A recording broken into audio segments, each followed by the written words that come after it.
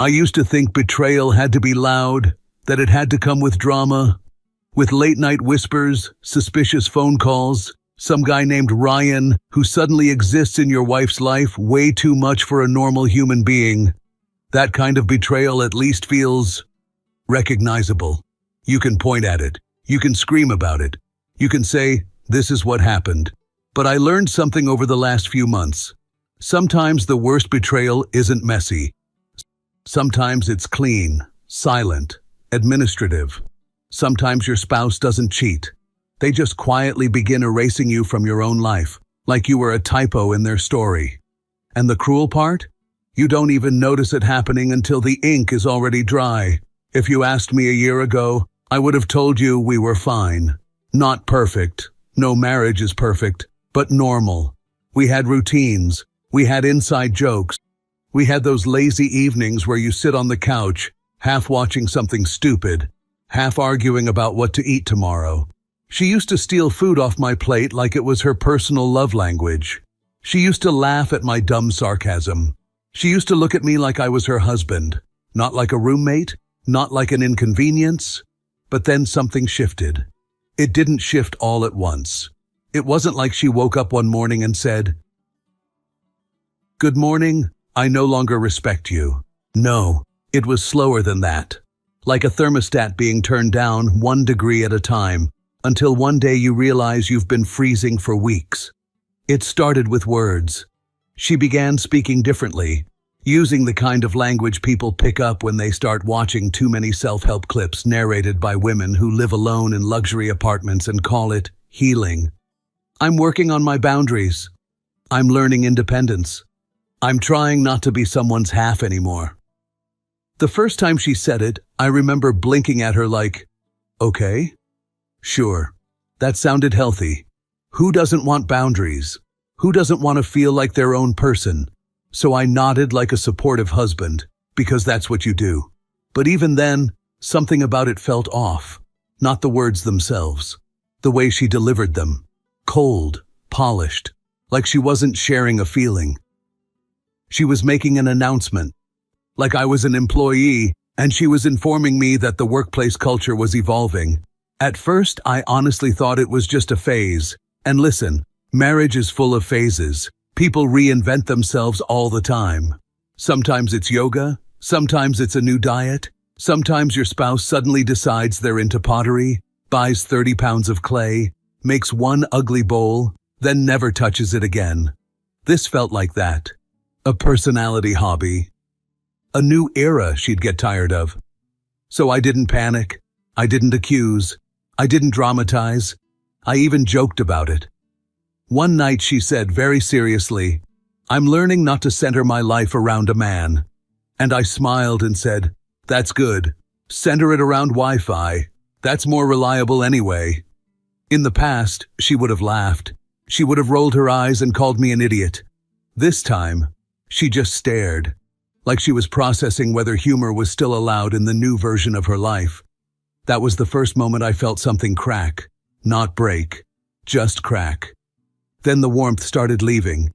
She became busy, always somewhere, always doing something that sounded vaguely important but never had any real details. Meeting, errands, catching up. With who? About what? Where? It was like her life had turned into a corporate calendar event. Meanwhile, when she was home, she wasn't really there. She was on her phone constantly, screen angled away like she was guarding nuclear codes. And I noticed little things. The way she'd stop typing if I walked into the room. The way her smile became polite instead of natural. The way she'd sigh if I asked something simple like, "What time will you be home?"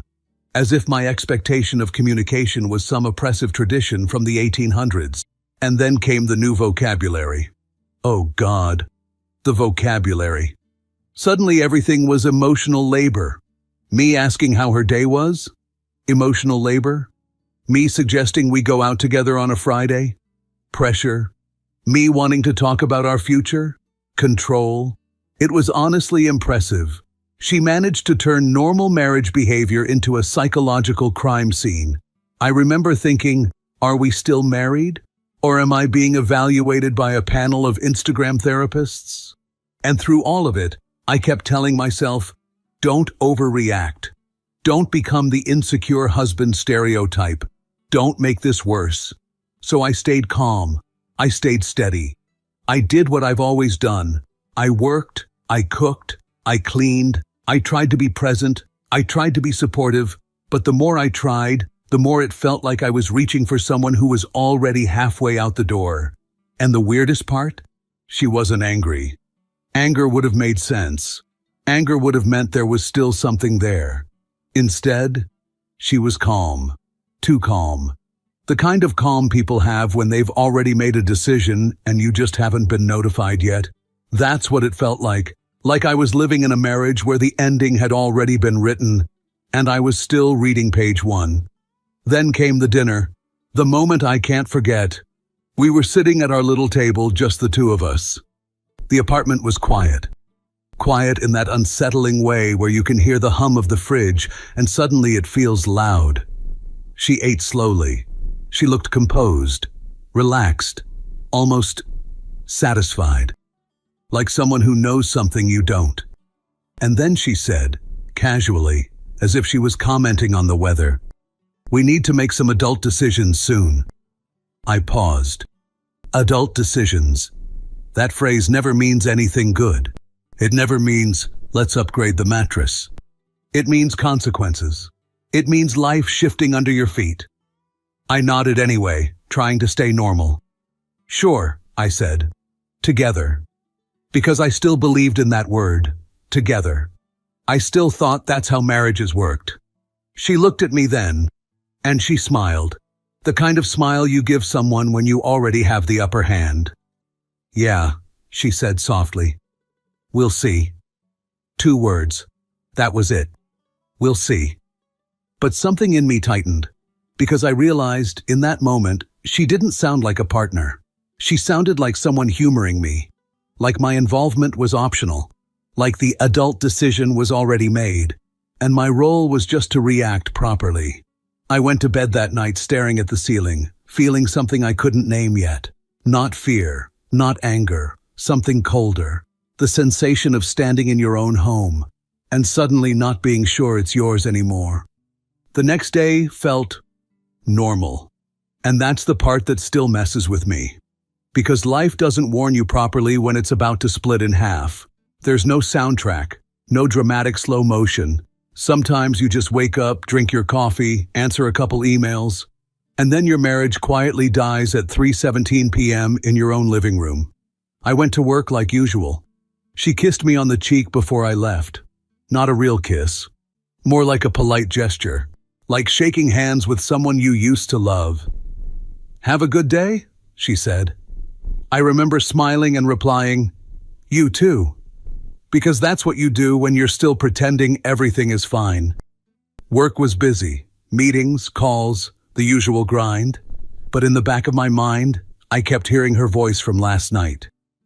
We need to make some adult decisions soon. I didn't know what that meant, but it sat in my stomach like a stone. I came home earlier than expected. Not because I was suspicious, not because I was checking on her. My last meeting got canceled, and for once I thought, maybe we can actually spend an afternoon together. Maybe whatever weird phase this is will soften if we just exist in the same space again. I unlocked the door quietly. The apartment was still, and the first thing I noticed wasn't her. It was the table, because on the table, right there in the open, sat a thick folder. Not the kind of folder you use for recipes. Not the kind you use for school papers. This was official, crisp, legal-looking. The kind of folder that smells like consequences. At first, I thought it was something from her work. She had been doing a lot of meetings, after all. But then I saw the words printed in bold across the top page. Sale agreement. I stopped walking. Just froze. My brain did that thing where it tries to stay calm by assuming stupidity. Sale agreement. Okay. Maybe she's helping someone. Maybe it's a mistake. Maybe it's for her friend Claire. Maybe. Then I saw the address. Our address. My throat went dry. I stepped closer like the paper might change if I approached carefully. I picked it up slowly. My hands felt clumsy. The letters were too sharp, too real. Property sale contract. Seller, Amanda H. Pierce. Buyer. I didn't even look at the buyer yet. My eyes locked onto the seller line. Only one name, her name, not ours. Not Amanda and James Pierce, just her. I flipped another page. Signatures, dates, notary stamp. The kind of stamp that says, "This isn't a joke. This isn't a draft. This is happening." My heart wasn't pounding the way it does in movies. It was worse. It was sinking, dropping slowly, like an elevator cable snapping one floor at a time. Because I realized something terrifying. This wasn't about talking. This wasn't about adult decisions. This was about something already in motion. I stood there for a full minute, just staring at the paper. I heard movement in the kitchen, the soft clink of a mug being placed on the counter, then footsteps, and she appeared, calm, relaxed, wearing sweatpants and one of those neutral expressions that makes you feel insane for having emotions. She had a cup of coffee in her hand, like this was just another Tuesday. "Hey," she said casually. I didn't respond. I held up the folder instead. My voice came out slower than I expected, careful, controlled, like I was speaking to someone holding a weapon. "Amanda?" She sipped her coffee. "Yes?" I tapped the paper with my finger. "Why is our apartment in a sale contract?" She blinked once, not shocked, not nervous, just present. Then she said, as calmly as someone announcing the weather, "Because I'm selling it." I stared at her. My brain stalled. "What?" She shrugged slightly. "I'm selling the apartment." I laughed.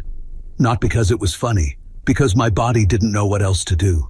That short, disbelieving sound people make right before they fall apart. "You're..." I stopped and tried again. "You're selling our home?"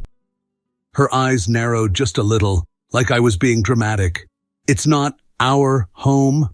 I felt something snap inside my chest. "What do you mean it's not our home?" She leaned against the doorway, coffee still in hand, completely unbothered. "It's a property, and I'm making a decision." "A decision?" I repeated. My voice rose slightly now. "Amanda, this is something you talk about. This is something we decide together." She sighed. Not a sad sigh. An annoyed sigh. The sigh of someone being inconvenienced. "James." She said my name the way you say someone's name when they're not understanding a simple concept. Like I was slow.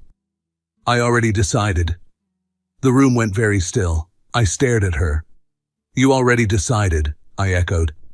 "Yes." Without me. She didn't even deny it. She didn't even pretend. She just took another sip of coffee and said, "Your opinion doesn't matter." Silence. Absolute silence. I didn't even breathe for a second. Because that sentence didn't feel like an insult. It felt like a door locking. "Excuse me?" I finally said. She tilted her head slightly. "I said your opinion doesn't matter." I stared at her like I'd never seen her before. This woman had slept next to me for years, had smiled at me, had told me she loved me. And she was standing in my kitchen, holding a coffee mug, telling me I didn't matter. Just stating it, like a fact. I forced a laugh again, sharper this time. "Wow." She raised an eyebrow. "What?" I took a slow step forward. "Amanda, you can't just sell our apartment." She shrugged. "I can." "No, you literally can't. It's..." She cut me off. "James, please don't make this into some big emotional thing." I stared. A big emotional thing. She repeated it like she was calming down a child. "It's just an adult decision."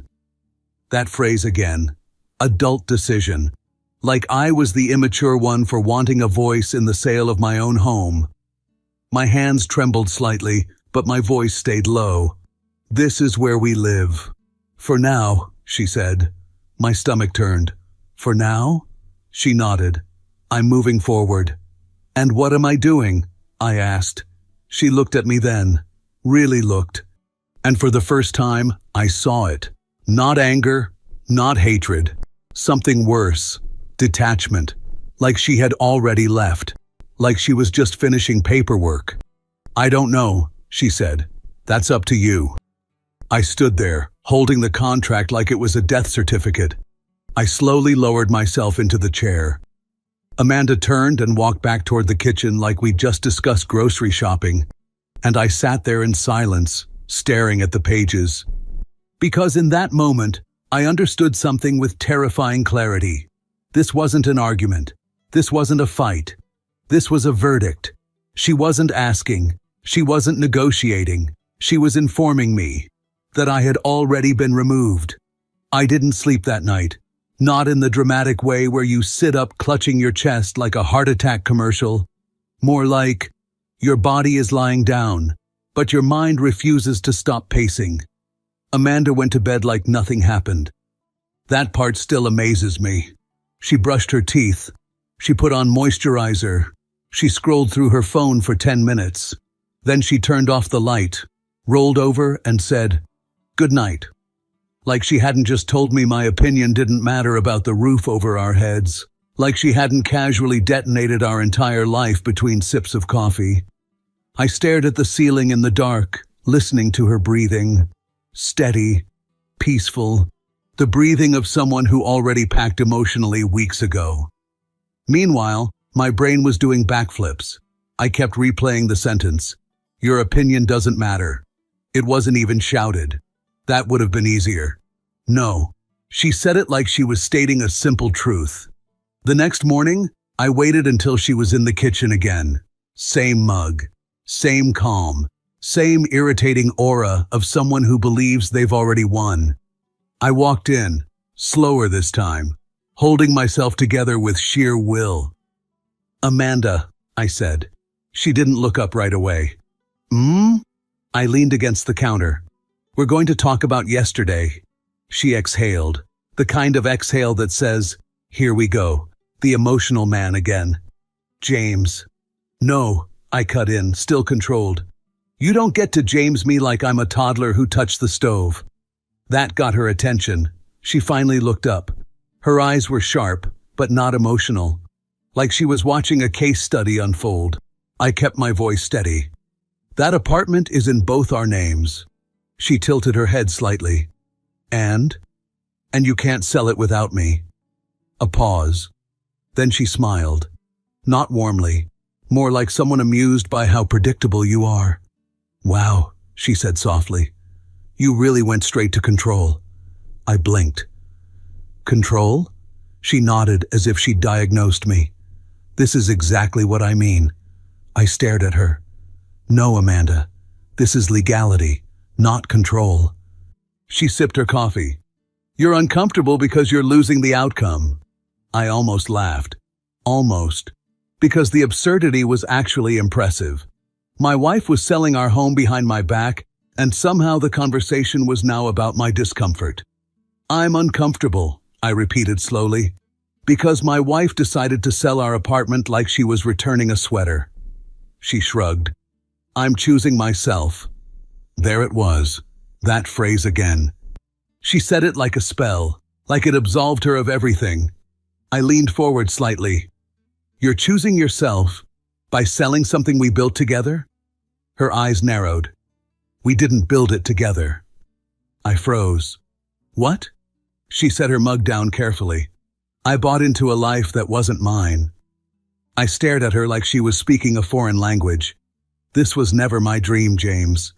I felt my jaw tighten. "Then why did you marry me?" She blinked slowly. "Don't be dramatic."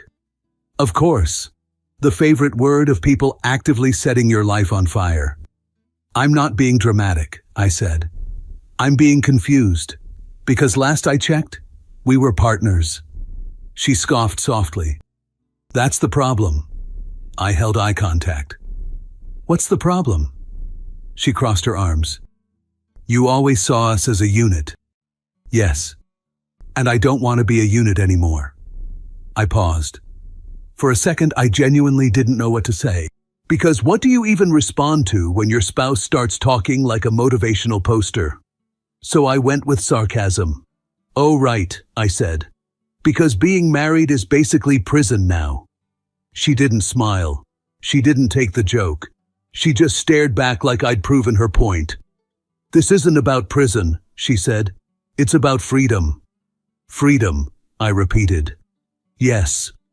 And where exactly does this freedom take you? I asked. Her lips pressed slightly. That's not your business. I laughed this time. A real laugh. Short, sharp. Not my business? She leaned forward. You don't own me. I stared at her. Amanda, who said I owned you? You act like it, she said calmly.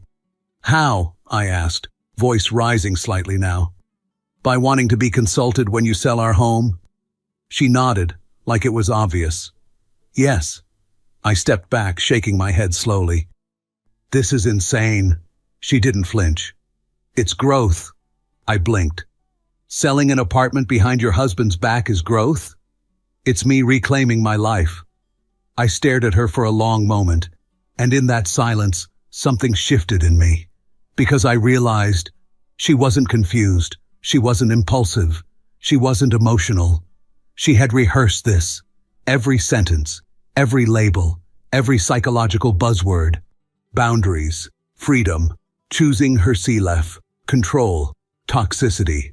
She had built an entire narrative where she was the brave heroine, and I was the man standing in the doorway of her evolution.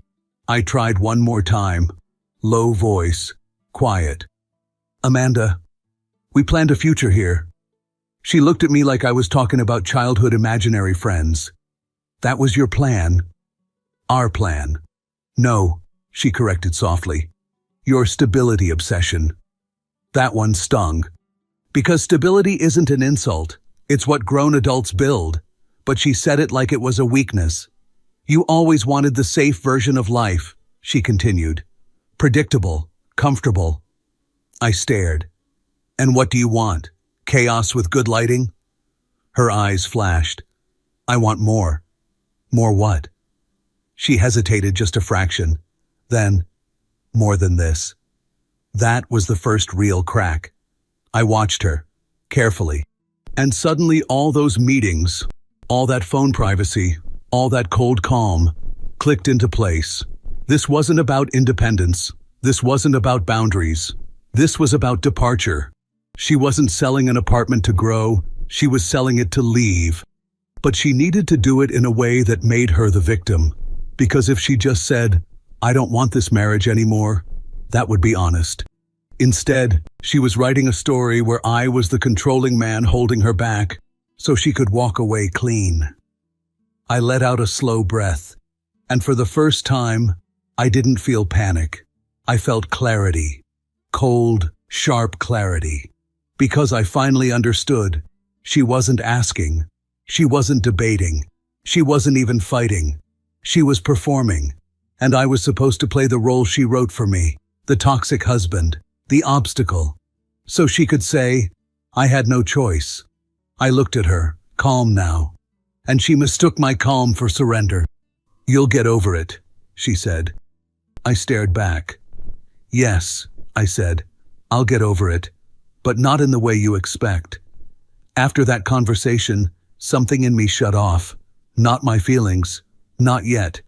Just the part of me that still believed talking would fix anything. Because you can't reason someone back into respect. And Amanda wasn't confused.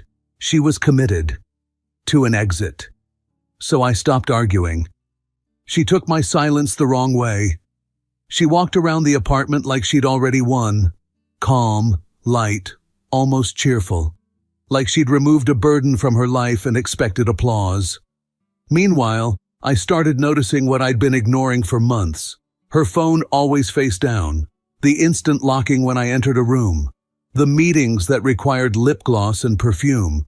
The vague answers. The way every normal question turned into a lecture about me being controlling. I went back to the sale contract when she wasn't home and actually read it like an adult. The dates hit me first. This wasn't something she decided yesterday. The process started a month ago. A full month. She'd been doing this while eating dinner with me, while saying goodnight, while letting me think we were still a team. That didn't make me angry. It made me sick. Because cheating is impulsive. This was paperwork, planning, intent. Then I found the card. It was in the mail pile, tucked under junk like it didn't matter. Just her name on the envelope. Inside, one line. Congrats on your new beginning. And a name at the bottom. Evan. Not a friend I'd heard of. Not a co-worker I remembered. Just Evan.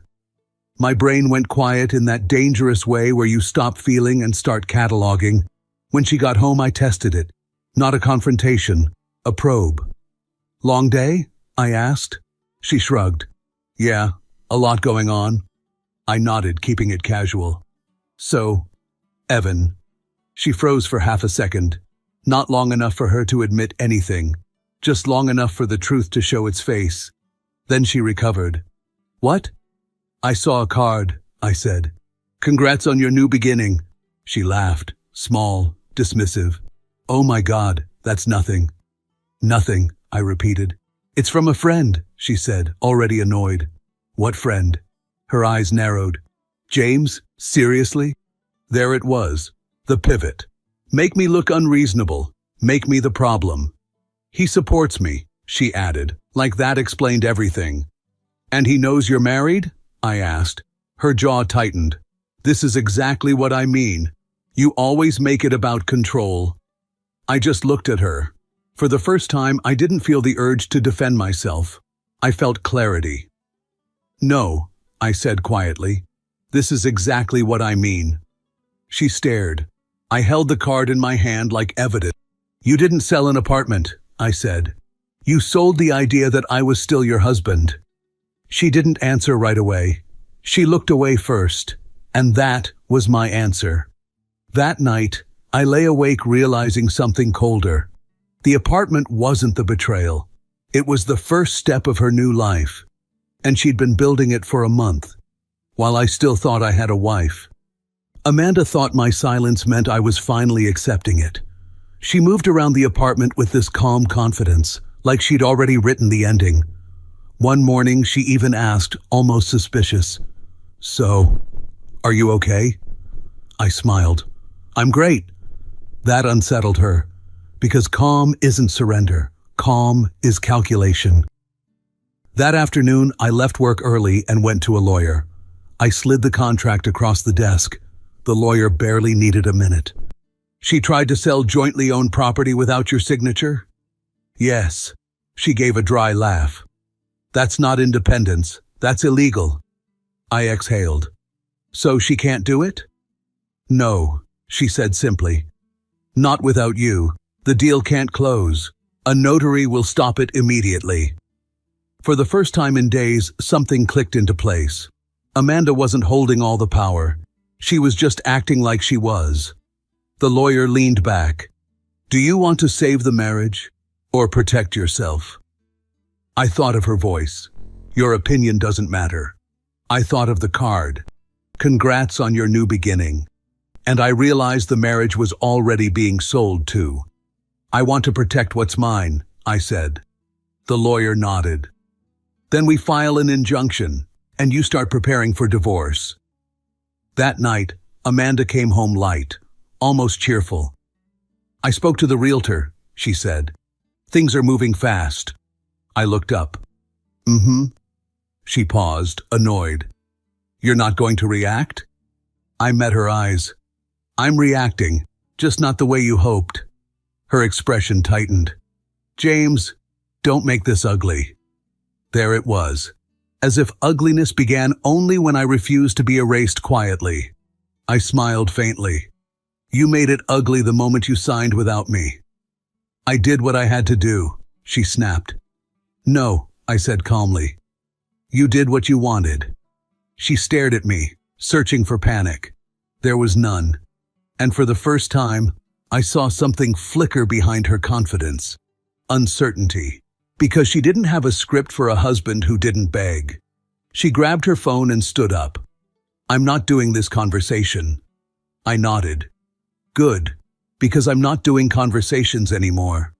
She froze. What's that supposed to mean? It means, I said quietly, this is about consequences now. She walked away, tense, and I sat there, calm, with a folder of my own. Documents, dates, proof. Amanda thought I'd stay quiet, thought I'd fold. But she forgot one thing. I wasn't a background character in her reinvention, and the next adult decision was going to be mine. She treated the closing day like a victory lap. That morning, she moved through the apartment with that polished calm again, hair done, outfit a little too sharp for just paperwork. She didn't ask if I was coming, because in her head, I was already gone. I just hadn't accepted my role yet. Right before she left, she paused by the door and said almost kindly, "Try to be mature today. Don't embarrass yourself." I smiled. "Don't worry," I said. "I won't." She took that as agreement. It wasn't.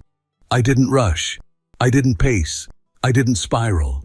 I dressed like I was going to a meeting I couldn't miss, because I was. On the drive over, I kept hearing her sentence in my head, the one that started this whole thing. "Your opinion doesn't matter." Funny how a person can say something so casually and not realize it's a switch. Say it once, and you teach someone how to live without you. The notary office was exactly what you'd expect. Neutral walls, polite smiles, the scent of cheap air freshener trying to cover stress. There were chairs lined up like a waiting room for consequences. Amanda was already there, and she wasn't alone. With a man I'd never seen in my life.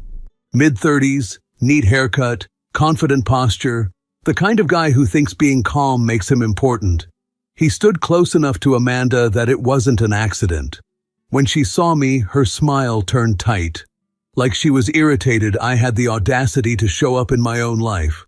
The man glanced at me like I was a minor inconvenience. Amanda leaned toward him and whispered something. He smirked. That smirk did something to me. Not rage, not jealousy, just confirmation. So this was the new beginning. I walked in calmly and nodded at the receptionist. "Morning?" Amanda stepped toward me, keeping her voice low, sweet, dangerous. "What are you doing here?" I looked at her. "I live here too, remember?" Her eyes flashed. "James, don't start." "I'm not starting," I said. "I'm finishing." She tightened her jaw. The man beside her shifted, like he was about to say something. I didn't even look at him. He wasn't the main problem. He was just the proof. We were called in. The notary was polite, professional, and clearly used to people pretending this kind of meeting is just business. Papers were laid out. Pens were placed. Smiles were practiced. Amanda sat like a queen signing a decree. The man sat next to her like a reward. I sat across from them like a problem they didn't expect to have. The notary flipped through the documents and then paused. Just a slight pause. Then he looked up. "Where is the husband's signature?" Amanda's face didn't change immediately.